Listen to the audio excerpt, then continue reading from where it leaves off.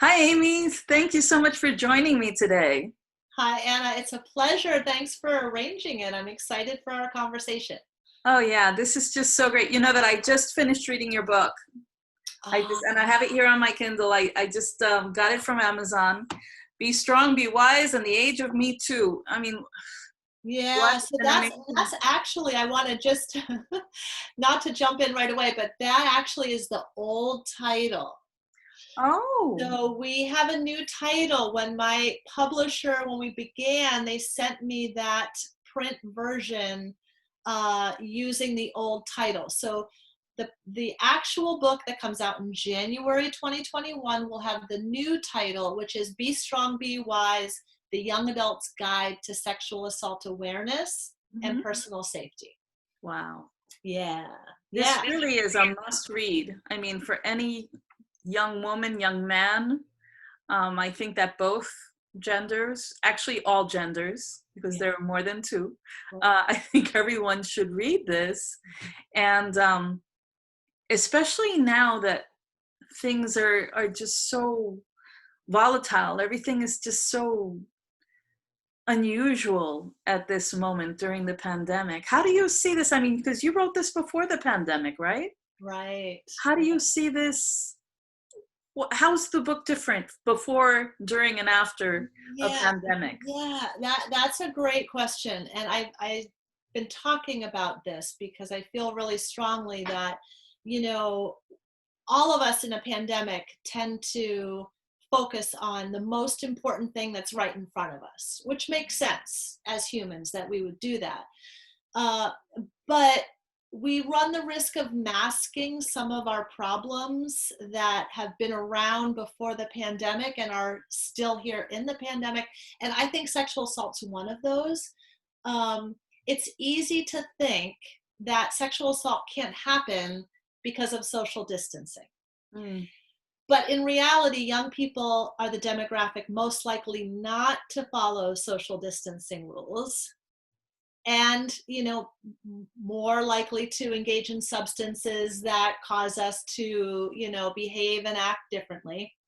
um, and the biggest issue for me around downplaying the importance of sexual assault awareness during a pandemic is that once social distancing lifts, which we know it will, like we'll get out of this tunnel and back into the light of day. um, Young people who learn about social cues and red flag signals and how to respond to a certain situation that feels uncomfortable, they learn it by living it, and they haven't had that opportunity. right. So my concern is that once social distancing lifts, our young people are underprepared to kind of re-enter life as usual because they've missed this whole period of time that they've been shut up in their houses or in their dorm rooms. So I think, personally, I feel like we kind of have a captive audience. This is the perfect time Mhm. to talk about this issue when we have our young people at home. And Amy, one thing that I'm really concerned about with the pandemic is inappropriate behaviors in the home Yeah. and in the neighborhood, in the immediate nucleus of people's lives, because there is so much frustration. And again, sexual assault is not sexual. It's not, it's violence, Right. really, Right. like any other type of domestic violence. Right. So have you seen that, or do you think that we should address that as well? Yeah, I mean, I haven't heard of it in my practice. I'm a psychotherapist. That's how I Mhm. began this journey. I'm a youth advocate and a psychotherapist. And I haven't seen that in my own practice, but I completely agree that it's happening. Right. There is a lot of it. I think all of us are very worried about child abuse and sexual assault within families. So no matter what, from any angle that you approach the issue, the more that we can talk about it, I believe the more that we empower young people to have a voice. Right. We as a culture have approached this issue as if it's taboo. Hmm. And the longer that time goes by with it being a taboo, the more problematic the issue becomes. So now there's an assault every 92 seconds. Tarana Burke, who started the Me Too movement back in the 90s, has called it an epidemic in this country. And it's interesting that something that's been around since the dawn of the species is almost more difficult to talk about today, at least in our country, than it has ever been. So I think there's a lot of dynamics at play there, and it's something I talk about in my book and I talk about in the program is, how do we bridge that gap of discomfort and fear and awkwardness and make this a more casual conversation like you and I are having right now? There's no reason why it shouldn't be. Mm-hmm. Yeah. And it's so important for young people to know that it's not okay, that certain behaviors are not okay. And that's why I think that not only girls should read it, but young men should read it as well, because they don't come with a playbook. They don't, and unless they have really amazing parents that have told them, we're kind of losing that sense of right and wrong, and how do you tell people what's appropriate, what's not appropriate, how do you create that conversation.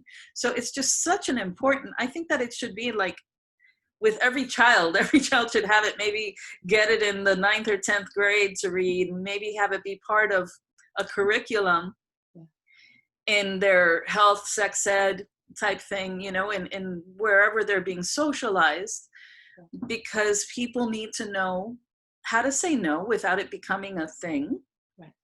Right. And how to respect what no means, how to read what a real no is. Right.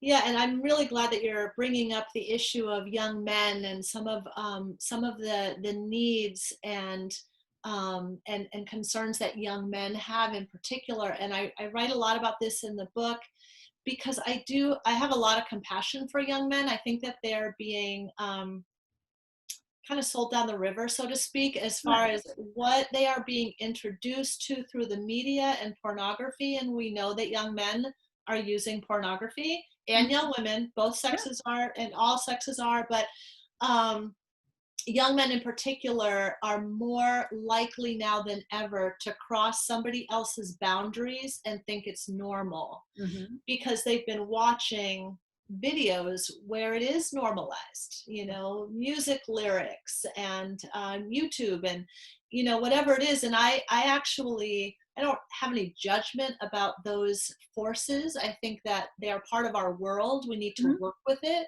but we really need to talk to young men about reality of sex and relationship versus what they're seeing on TV or on the screens.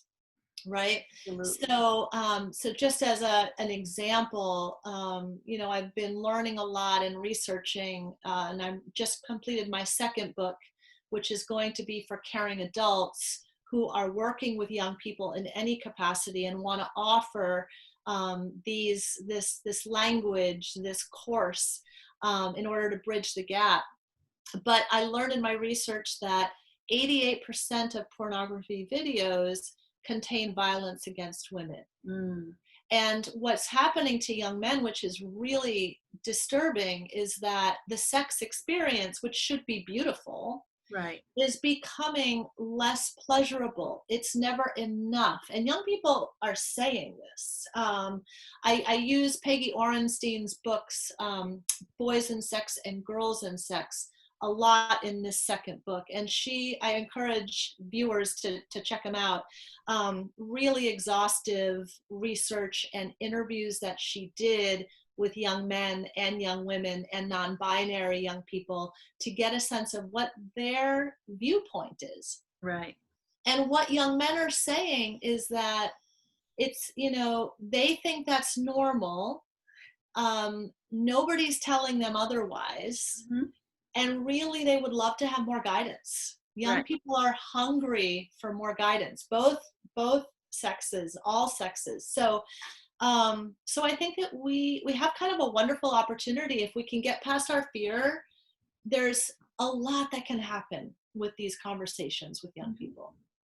Yeah, and I think that also in differentiating the difference between erotic and pornographic, Yeah. Eroticism is exploring, pornography is exploiting. So, Well said. you Yeah. know, and now that people are slowly coming out of their shells, coming out of their homes, they've been pent up, they're lonely, they want to meet somebody special, to get along, to have a relationship. They're tired of being alone. You Yeah. know, this guidance is invaluable. Yeah. Yeah. One of the things that I talk about a lot in the second book is how affirmative consent can be sexy.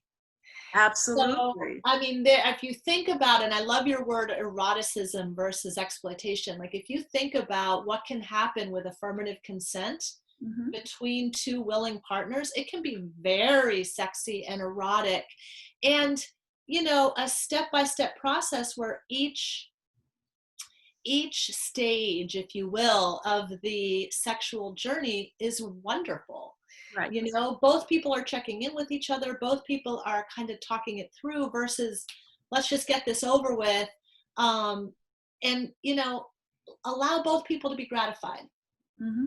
The way that our setup is now with the influences that our young people are receiving, it's much more important for the male to be gratified than it is for the female. And that's something that we can begin to talk about more. Young women are getting some mixed messages that aren't helping them claim their sexual power and their authority in relationships. So both people can benefit. All, again, I like your say, all sexes, everyone can benefit Yes. Yes. when there's open communication. Hmm. It feels good to have another person feel good, Right. but sometimes young people need to, we need to create conversation around how to do that. And one of the things that I loved about your book is that you do address everyone. Mm, You do not just address heterosexual love, yeah, but all the different types of love, because love is love that is love. and violence is violence. Yeah. And it's really important to include LGBTQ folks and non-binary readers because discrimination has a huge impact on assault outcomes. So I think it was 50% of participants in a transgender survey had experienced assault, which is the highest bracket of numbers, if you will, looking at the various groups and genders. So it's really important to provide these conversations to our LGBTQ youth Absolutely. because they're going to need some support in understanding how discrimination affects risk. And they get bullied so much. And I think that a lot of times, even when in a traditional heterosexual situation, sometimes being forward is confused with being bullied, and we just have to educate people. Yeah. We have to educate people on how to behave with each other, because apparently a lot of the things that we even see in the media about people in power is completely inappropriate. You Right, don't grab people anywhere. right, you, right, you know right. they're just things that, and I have to say, I just came to my mind the what is it, the Queer Eye for the Straight Guy show. Yeah, I think they just call, I love that show so much. I think they just call it Queer Eye now. Yeah, I Yeah. mean, there's a scene where this small child goes to see a pediatrician, and they're actually helping the pediatrician, but she asks the little boy if she can touch him to do, to check his heart and everything. Can I touch you? It wasn't just grabbing a small child and, start to maneuvering them and doing the things that doctors have to do. Right. That permission Yeah. was just so beautiful. And, it's just in every aspect of our lives. Right. We have to respect each other. We have to respect each other's bodies, and Right. not everybody is huggy kissy, and the whole Right. social distancing. It's just going to completely revolutionize how we interact Yeah. I agree. I agree. and Wouldn't it what be is wonderful appropriate. if that was the normal response rather Correct. than the atypical response, Right. for how that doctor, initiated that session with that child? Wouldn't it be great if that was the norm? Yes, Yeah. may I touch you? May, you know, Yeah. please open your mouth. May I put this in? You know, just it's Right. common courtesy, really. Yeah. Yeah. So anyway, so tell me how people can get you a hold of you, and how can they get your help? How can they get your book? I mean, of course, you are a trained professional. You actually do see people with these things. What is your availability? How can people find you? Well, I'm definitely open to talking to anybody who wants to explore this for themselves and the young people in their life. Um, Anybody can go to my website, and there's email information there. There's a link to get the book. There's a description of the safety education program that I'm running at schools, and can be done on an individual level as well. So bestrongbewise.com is the name of the website. My email is amy@bestrongbewise.com. So, but all of the information's on the website. That is so cool. Yeah. Thank you so much for your time today. Oh, you're welcome. It's been Thank so you. It's been a wonderful. pleasure. I And always enjoy talking to you. I just think that what you are putting out there is so valuable and so needed.